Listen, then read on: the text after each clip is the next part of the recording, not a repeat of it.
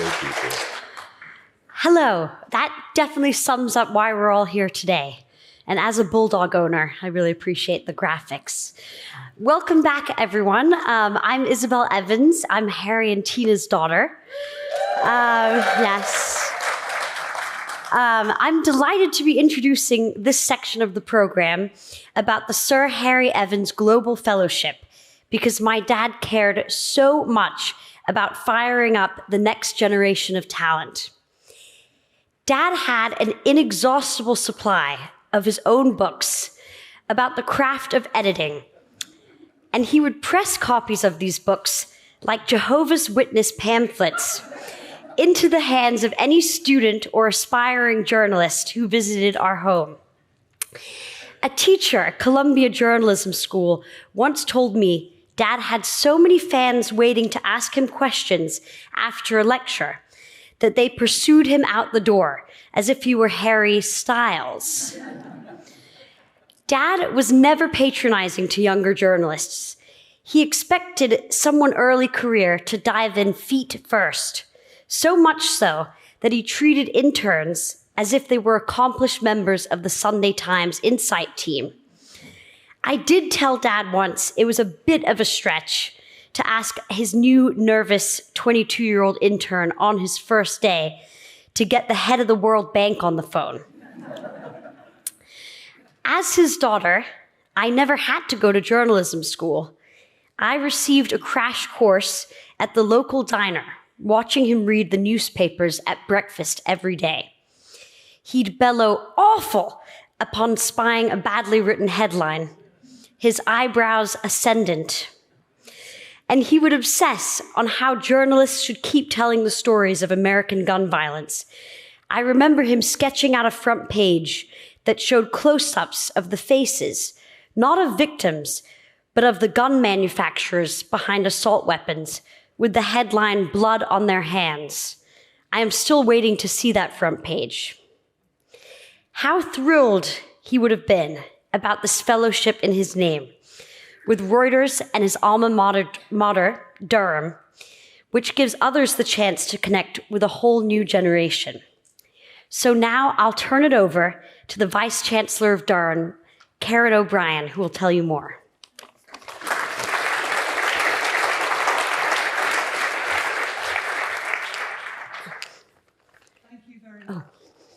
Let's say a little bit about the global, Sir Harry Evans Global Fellowship in Investigative Journalism, which was established only in 2022 in honour of Harry Evans's journalistic legacy. And it's a partnership between Tina Brown, Reuters and Durham University. And we've set it up as an annual, highly, highly competitive global competition and fellowship in order to identify upcoming talent and the future Harrys of tomorrow. And that's really what this is all about. So the fellowship is appointed every year in the spring and is hosted both in Reuters and also at Durham University in the Institute of Advanced Studies, where we make connections between the fellow and our academics. And Alessandra will say more about the way in which the journalist works in Reuters.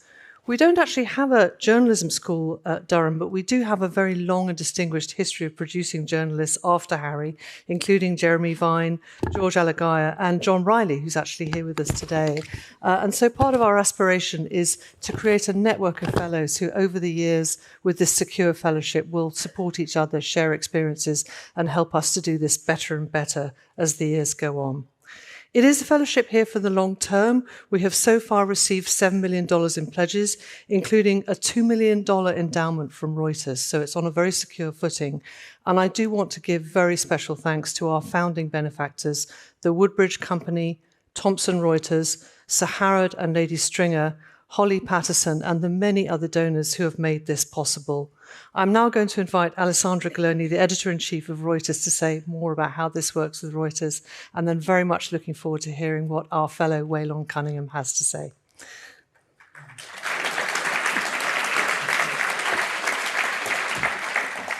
Hi again. So when Tina came to us with her idea of a global fellowship in investigative reporting for an early career journalist, we were thrilled.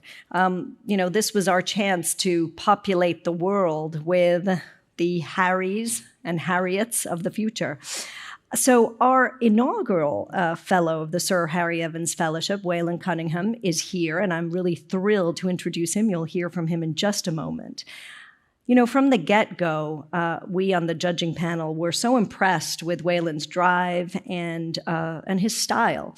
In his application, he wrote, and I quote, "I was raised in a mobile home in East Texas where I learned to string barbed wire for cattle fences before I knew how to read."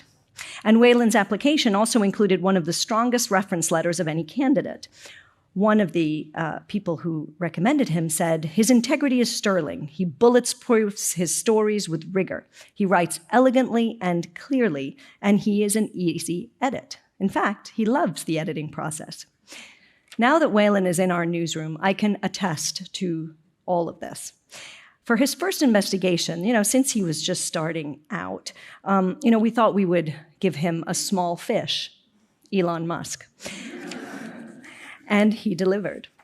His first collaboration with our enterprise team was a fascinating, groundbreaking investigation into how Tesla employees shared sensitive images recorded by cameras in customers' vehicles. It had huge impact. It was picked up everywhere around the UK, the US, and elsewhere. One of the things that strikes us the most about Waylon is that he had what I talked about before was one of Harry's most admirable traits, the stick-to-itiveness. And during the reporting for his story, he and colleague Steve Stecklow called more than 300 people for this article. Now, Waylon is, of course, working on a lot more juicy stuff, which I cannot disclose, but I can disclose that the applications for the Sir Harry Evans Fellowship for 2024 has opened today. So please, all of you, go out there on your social media handles and by word of mouth, and please spread the word. And now I'd like to pass it to Waylon himself.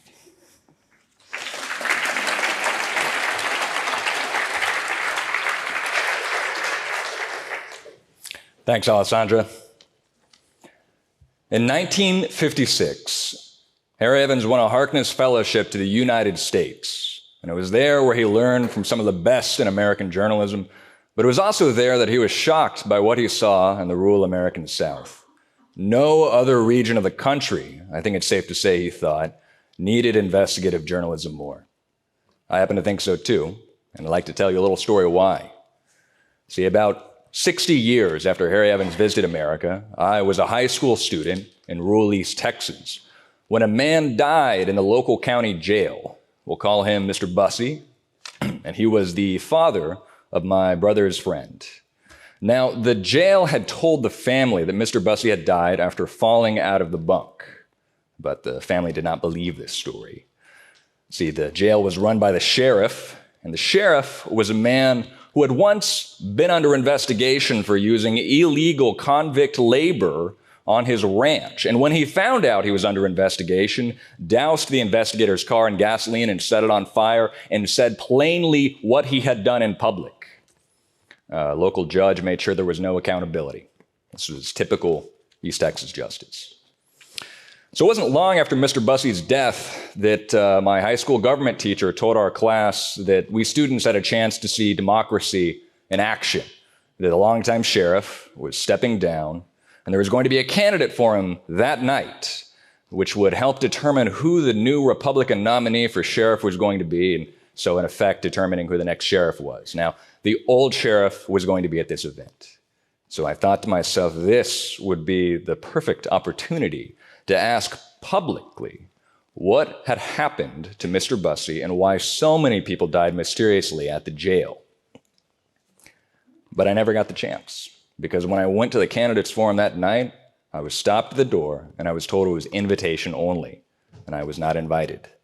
So while I fumed in the parking lot inside, an exclusive list of donors decided amongst themselves effectively who would be the next sheriff. It was a mockery of democracy. Now, what I intended to do that evening was not exactly journalism. I was a teenager looking to make a ruckus. But I think often about how a little bit of investigative journalism could have made a much bigger ruckus. because here were a great many injustices hiding behind closed doors. You can't see the body, you can't see the sheriff, you can't see the candidates. And to all of that, investigative journalism would say, open the door. In my young career, I've been blessed with the opportunity to write about a great many injustices. Opioid profiteers in Tennessee, police gangs in Los Angeles, slumlords in San Antonio, Texas. But what I've done is 1/100th of an iota of what many on Reuters' investigative team have accomplished.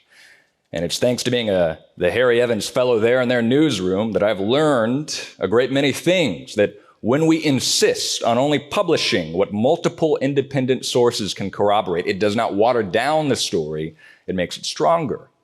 I've learned the importance of triple and quadruple fact-checking from primary sources, that before we publish that a senator is a long-term member of a particular committee, we need to actually check to make sure that senator did not leave that committee last month. And I've learned that to do real impact, it takes an entire newsroom over years, because you can print whatever truths you want, but you need people to read the paper and you need them to respect it if you want to make a real impact. After my time here, I plan to return to Texas, which has never had a more urgent need for journalism written for everyday people who don't own land and who work for a living. So thank you, Chancellor O'Brien, Alessandra, Tina, and David Thompson. My hope is that I'm able to take back to Texas a little bit of Harry. Thank you.